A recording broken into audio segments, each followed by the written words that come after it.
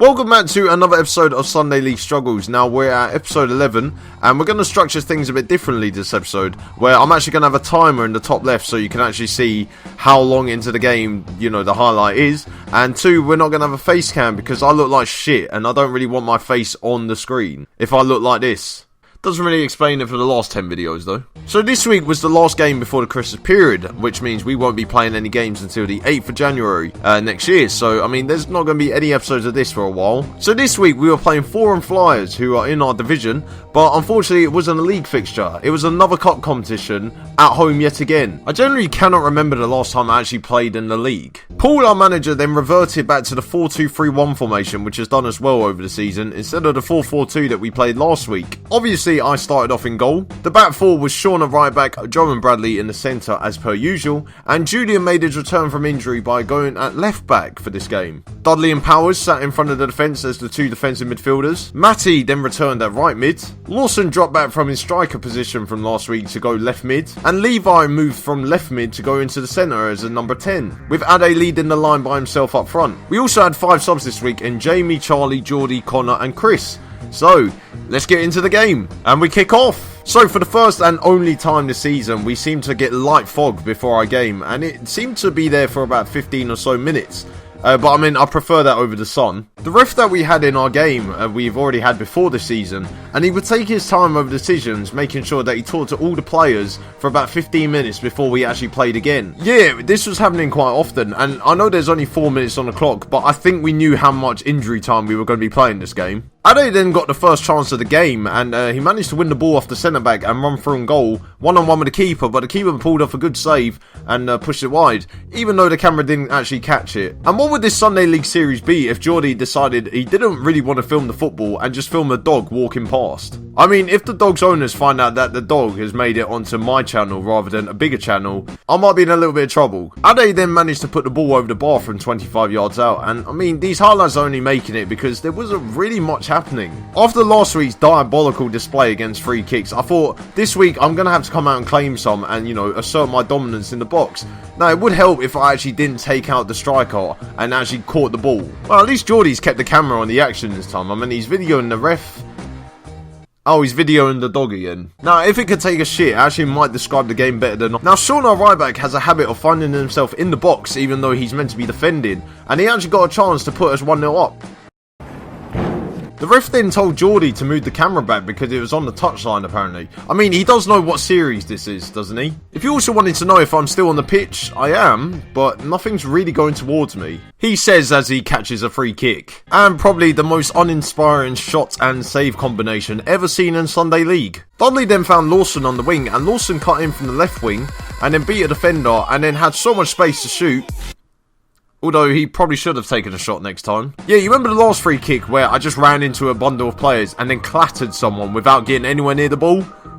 Yeah, it happened again, and this time I injured myself. They also got a free kick while I was on the floor laying injured. Could you imagine if they scored? Adam then had a go at the ref, and the ref pulled him to one side and said that he cannot enter his field of play. Yeah, that's right, he said his field of play, not the field of play. So what I said about the ref earlier in the video, he does like to take his time. And a lot of time. He gave the free kick 3 minutes ago and they still haven't taken it. And because of all the stoppages, including the ref taking his time and a lot of injuries and a lot of free kicks, we ended up playing about 7 minutes of injury time in the first half. So the second half kicked off. The away team had the first shot of the second half, about 2 minutes into it. Actually, I don't think it was a shot, it was more of a clearance. So once again in the second half, we weren't really doing much and neither were they. Most of the battles were in midfield. So at least we get to admire Connor's warm-up. But we did manage to break the deadlock, and Julian, who was playing as an auxiliary centre-back because Joe went off injured in the first half, managed to win the header at a corner and then head it past the goalkeeper and it went in via the defender. It was a pretty scrappy Sunday League goal at its very finest. But it was good that we managed to get the goal in the second half because after last week where we were behind and we were chasing the game, this time we were dominating the game but we couldn't really score, so it was a matter of time before we actually did score. Also, I can't quite work out what's going on here because no one's actually actually moving the camera, even though the ball's on the other end of the pitch. Last week, we did get about 20 free kicks, and we had about 100,000 different free kick takers, and I think I was next in line. But this week, it was Julian's turn to take a free kick, although it ended up in the same result as the free kicks last week. Lawson and their number 9 then got involved in an altercation, which ended up breaking out into pretty much a mass brawl. Well, mass brawl is probably too much. I would probably say handbags is probably a better term. There was another altercation on the other side of the pitch only 4 minutes later between Jamie and their number 12 right back. I mean, this is descending into chaos. The away team then had a fairly decent shout for a penalty. The ball pinballing around the box, and it fell to one of their players, who then me and Bradley took out at the same time. I don't think I won the ball. The referee said I won the ball.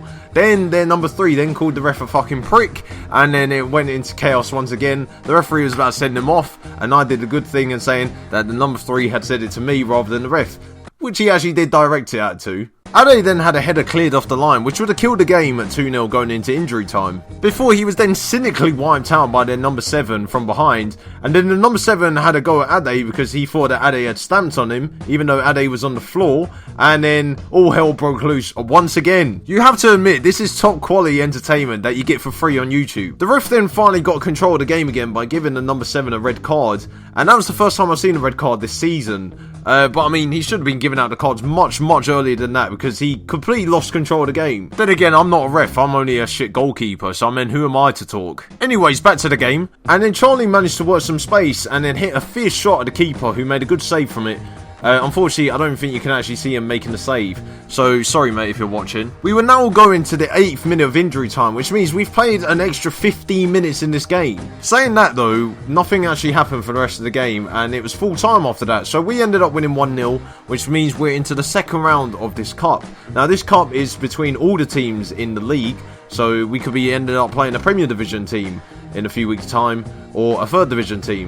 Who knows? That's the magic of the cup. So if you've enjoyed another episode of this, make sure you hit that like button. I mean, you've been hitting 100 likes pretty much every video, which is good to see.